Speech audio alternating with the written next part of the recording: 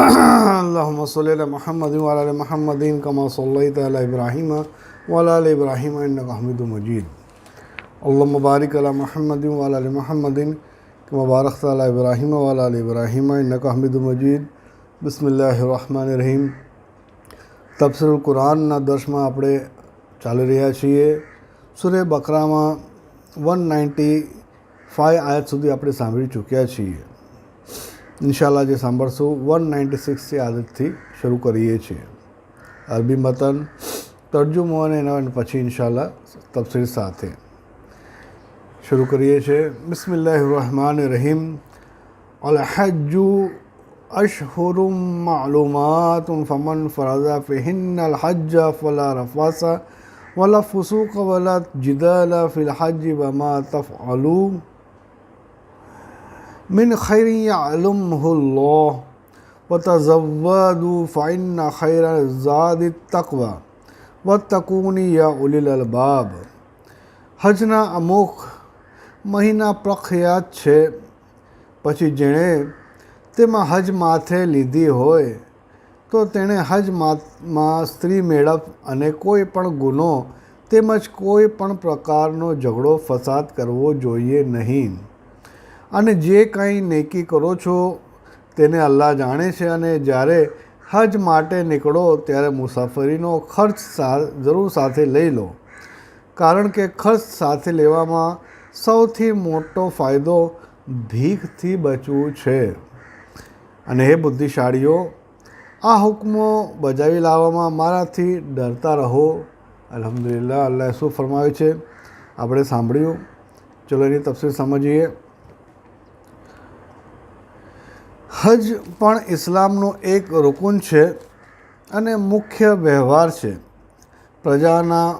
પ્રજાઓના તહેવારોમાં અનેક ઉપયોગી શિક્ષણો અને બોધપાઠો હોવા ઉપરાંત તેથી કેટલે અંશ કોમની વલણ અને નીતિ પણ જાણી શકાય છે। તો ઇસ્લામના આ તહેવારોનો અભ્યાસ કરતાં કટ્ટર ધર્માદને પણ માનવું પડશે કે ઇસ્લામે ઇબાદતો ઉપરાંત તહેવારોમાં પણ દીની દુનિયાવી અનેક પ્રકારના ફાયદાઓ એકઠા કરી દીધા છે। તેની મિસાલ અન્ય ધર્મોમાં મળતી નથી। હજ કંઈ સાધારણ ઇબાદત નથી, બલકે એમાં અસંખ્ય દુનિયાવી અને રાજકીય હિકમતો પણ સમાયેલી છે। હજ એ જગતના મુસલમાનોની કોન્ફરન્સ છે। એ દુનિયામાં 100 વિભાગોના દરેક વર્ગના લોકો એક પવિત્ર અને બરકતવાળા સ્થળે દર વર્ષે એકત્ર થઈ અલ્લાહ તાલાની તજલ્લીઓ અને અનેક અનવારના કેન્દ્રની પાસે દરેક રીતે તેની યાદ કરી પોતપોતાની લાયકાત મુજબ ફૈઝ હાસિલ કરે।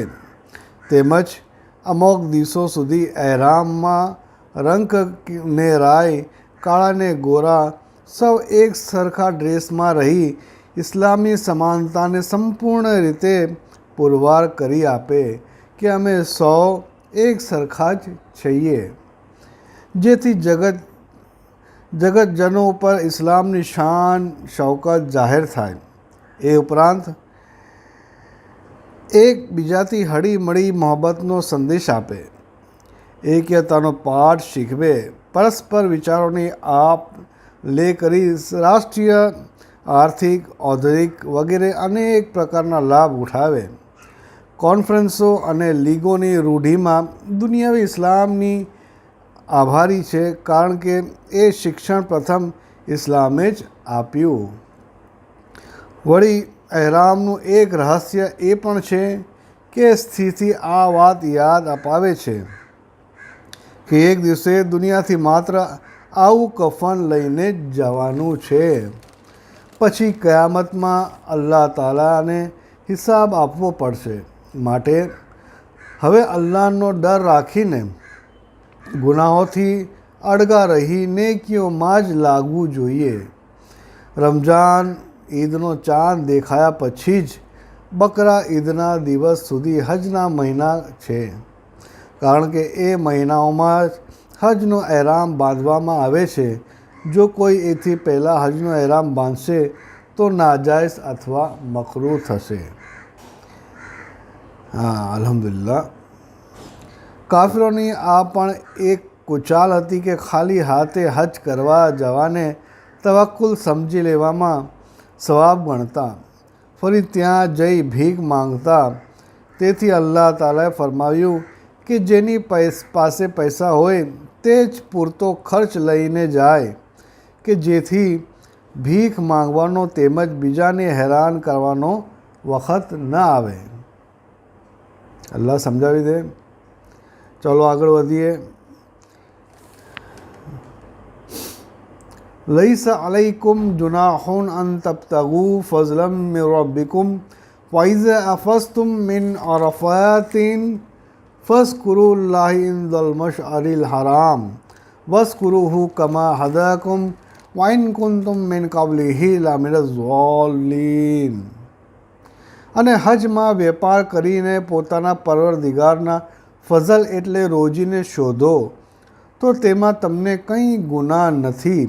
પછી જ્યારે તમે લોકો અરફાતથી પાછા ફરો ત્યારે મશઅરિલ હરામની નજીક અલ્લાહને યાદ કરો, પણ જેવી રીતે તમને બતાવવામાં આવ્યું છે તેવી જ રીતે તેને યાદ કરો, અને ખરેખર તમે એથી પહેલાં એ વિશે તદ્દન અજાણ હતા.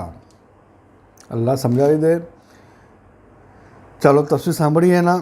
ઇસ્લામ પહેલાં હજની મુસાફરીમાં લોકો વેપાર કરતા હતા, તો ઇસ્લામ પછી એ વિશે શંકા થઈ કે હવે કદાચ વેપાર કરવાથી હજમાં ખામી આવી સવાબ ઓછો મળે.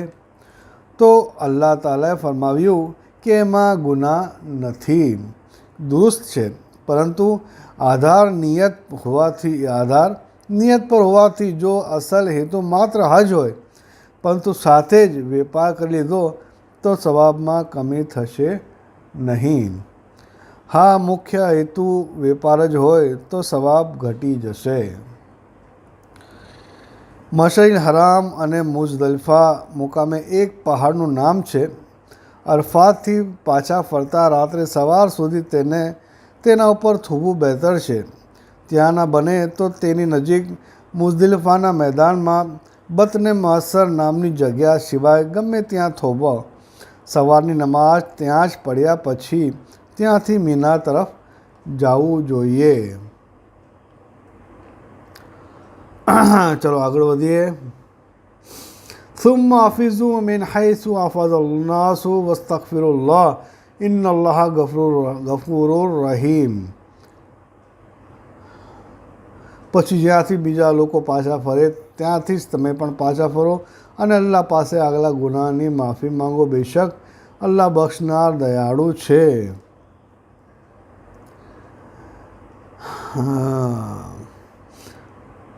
ફૈઝા قضيتم مناسككم فاذكروا الله كذكركم آباءكم أو أشد ذكرا فمن الناس من يقول ربنا آتنا في الدنيا وما له في الآخرة من خلق.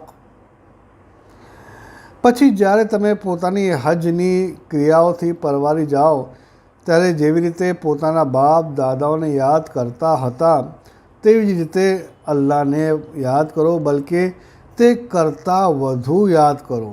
પણ કેટલાક લોકો એવા છે જેઓ કહે છે કે અમારા પરવરદિગાર, અમને જે કંઈ આપવું હોય તે દુનિયામાં જ આપ, અને એવા માણસ માટે આખિરતમાં નેમતોનો કંઈ હિસ્સો નથી. અલ્લાહ આપણા બધાને સમજાવી દે અને આવી દુઆ માંગવાથી અલ્લાહ બચાવે. ચલો એની તફસીર સાંભળીએ. અજ્ઞાનતાના સમયમાં મક્કાવાસીઓએ સિવાય બીજા 100 લોકો અરફાતમાં પર જતા, પરંતુ મક્કાવાળાઓ પોતાને હરમના મુજાવર સમજતા હોવાથી મુઝદલિફામાં જ થોભી જતા, કારણ કે ત્યાં જ હરમની હદ પૂરી થાય છે.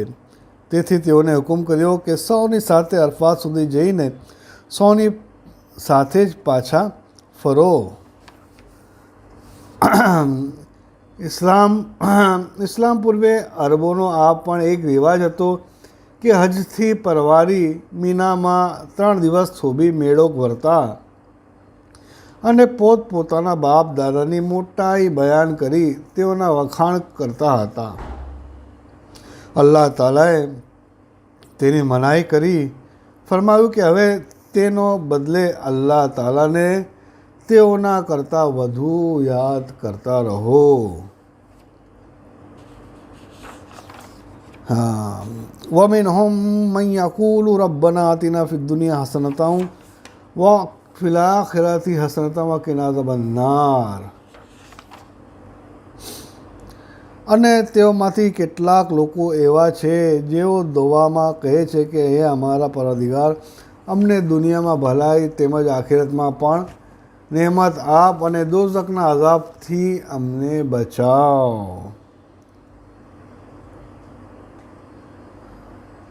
અલ્હમ્દુલિલ્લાહ, અલ્લાહ તાલા આપણાને આયત નંબર 200 સુધી પહોંચાડ્યા છે. અલ્લાહ તાલા આપણાને દિલથી એને અલ્લાહના હિસાબથી આપણને સમજવાની તોફીક અતા ફરમાવે અને આના ઉપર અમલ કરી બીજા સુધી પહોંચવાની તોફીક અતા ફરમાવે. આજે આપણે સાંભળ્યું છે, આજ હજની તારીખથી બધું હજી વસ્તુ હતી જેને આપણે શીખી અને બીજા સુધી પહોંચાડીએ અને જેટલા હાજી લોકો જાય છે એ લોકોને પણ સમજાવવાની કોશિશ કરીએ અને અલ્લાહના હુક્મ પર ચાલવાની અને કલામ પાકને સમજી પડી કરીને હરેક વસ્તુની તર્જુમો આપણે જ્યારે વાંચશું, પડશું અને એની તફસીર પડશું તો આપણે ખબર પડશે કે આપણે અલ્લાહથી કેટલા દૂર હતા અને આના જરીએ આપણે કેટલા અલ્લાહથી નજીક થશું અને જેટલા આપણે આના અંદર અમલ કરશું એ આપણને અલ્લાહથી વધારે કરીબ કરશે, અલ્લાહની કુરબત અપાવશે. અને અલ્લાહ નબી સલ્લલ્લાહુ અલૈહિ વસલ્લમના એક હદીસ ઉપર એક સુન્નત પર અમલ કરશું તો સૌથી વધારે અલ્લાહ તાલા ખુશ થશે અમારા ઉપર.